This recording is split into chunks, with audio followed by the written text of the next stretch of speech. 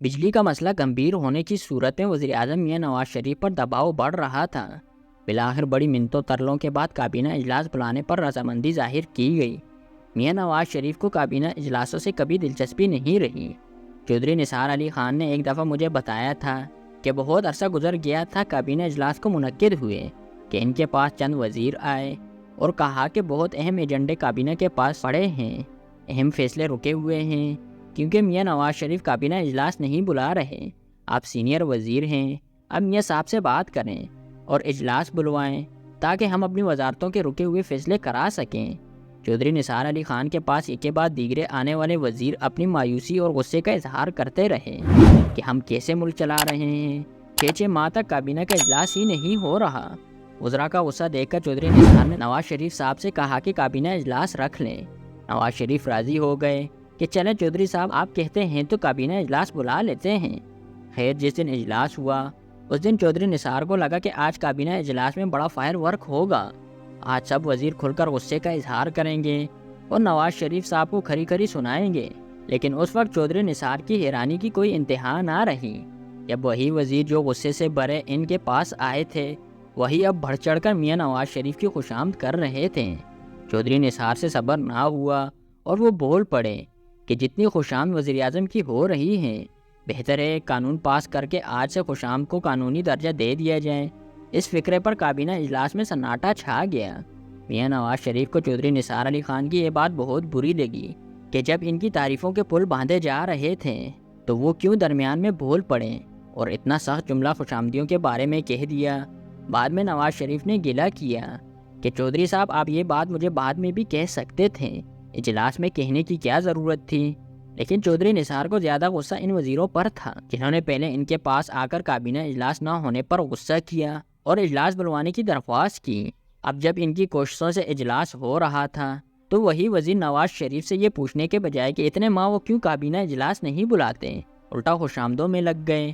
چودھری صاحب کو لگا کہ شاید انہیں ان وزیروں نے استعمال کر کے وہ کابینہ اجلاس بلوا لیا جس کا مقصد سمجھیں یا فیصلوں کی منظوری لینا نہیں بلکہ خوشامد کر کے نواز شریف کے قریب ہونا اور خود کو ذاتی وفادار ثابت کرنا تھا۔ خیر اب وہی صورتحال تھی جب سب وزیر بجلی کے مسائل پر واٹر اینڈ پاور کے وزیر پر گولہ باری کر رہے تھے اور سب کا رخ خواجہ آصف کی طرف تھا۔ جب میاں نواز شریف نے بھی اپنا رخ خواجہ آصف کی طرف کیا کہ جواب دے ان سوالات کے، خواجہ آصف نے خود پر قابو پانے کی کوشش تو کی لیکن وہ ہمیشہ جارحانہ مزاج کے انسان رہے ہیں، وہ زیادہ دیر تک کسی کا رعب برداشت نہیں کر سکتے، اس لیے وہ سیدھے ہو گئے۔ انہوں نے کابینہ اجلاس میں کہا کہ جناب وزیر اعظم سب سوالات کا جواب مجھ اکیلے سے مانگا جا رہا ہے کیونکہ میں وزیر پانی و بجلی ہوں، سب وزیروں کی تنقید کا رخ میری طرف ہے لیکن میں اکیلا تو وزارت پانی و بجلی نہیں چلا رہا، اگر میں اکیلا چلا رہا ہوتا تو پھر آپ لوگوں کا مجھ سے سوال پوچھنا بنتا تھا۔ 5 طاقتور لوگ اور بھی ہیں جو میری وزارت چلا رہے ہیں اور ان کے کارناموں کا جواب بھی مجھ سے مانگا جا رہا ہے۔ کابینہ میں خاموشی چھا گئی کہ وزراء سمجھتے تھے کہ شاید خواجہ آصف ہی اپنی وزارت چلا رہے ہیں، لیکن یہاں تو کہانی کچھ اور نکلی۔ سب کی آنکھیں خواجہ آصف پر لگی ہوئی تھیں کہ وہ کون سے 5 نام بتاتے ہیں جنہوں نے خواجہ آصف جیسے تگڑے وزیر کی وزارت پر قبضہ جما لیا تھا اور وہ بے بسی کی تصویر بنے بیٹھے تھے۔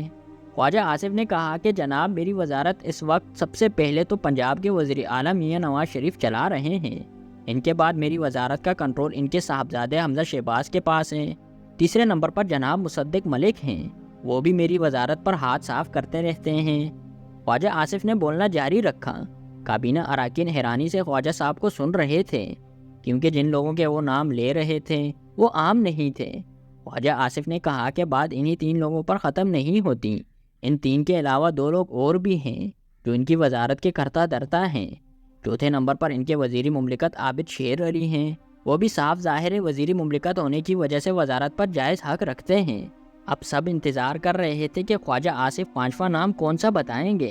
خواجہ صاحب نے آخر وہ نام لے دیا اور کہا کہ جناب ایک اور صاحب بھی ہیں جن کا میری وزارت پر حکم چلتا ہے اور وہ ہیں لاہور کے ایک بینک کے مالک جن کے اپنے پاور پلانٹس بھی ہیں۔ خواجہ صاحب بولے اب بتائیں جب 5 لوگ وہ اور چھٹا میں ایک وزارت کو چلائیں گے تو وزارت میں کیا کیا ہڑبنگ مچے گی، اس کا اندازہ لگانا کوئی مشکل نہیں ہونا چاہیے۔ وزارت پانی و بجلی چلاتے 6 لوگ ہیں لیکن اس وقت جواب طلبی مجھ اکیلے سے کی جا رہی ہے اور سب لوگ مجھ سے ناراض ہیں۔ میں یہ بات اب باہر میڈیا یا اسمبلی میں نہیں کہہ سکتا کہ وزارت میں نہیں چلا رہا۔ خواجہ آصف کی کھری کھری باتیں سن کر سب خاموش ہو گئے۔ نواز شریف نے کچھ دیر سوچا اور پھر خواجہ آصف کو دیکھ کر بولے، خواجہ صاحب سوال یہ بھی تو ہے کہ آپ اتنے سارے لوگوں کو اپنی وزارت میں مداخلت کا موقع کیوں دے رہے ہیں؟ میں نے وزیر آپ کو بنایا ہے تو یہ آپ کی وزارت ہے، اسے آپ چلائیں اور اس کی ذمہ داری لیں، آپ کسی کو مداخلت نہ کرنے دیں۔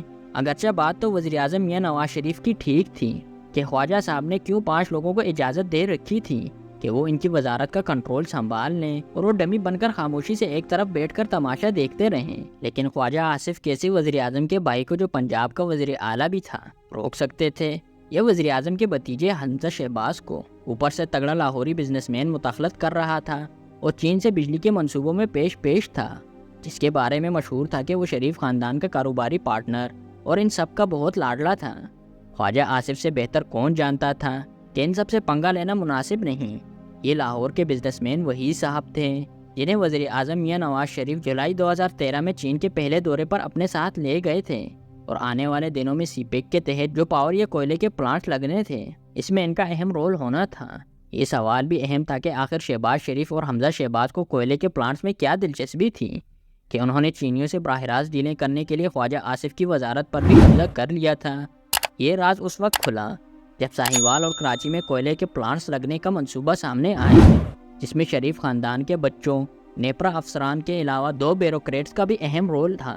ساہیوال اور کراچی کے کوئلہ پاور پلانٹس پر لمبے کھیل کی تیاری شروع ہو چکی تھی۔ خواجہ آصف کو سب کھیل کا علم تھا لیکن وہ چپ تھے۔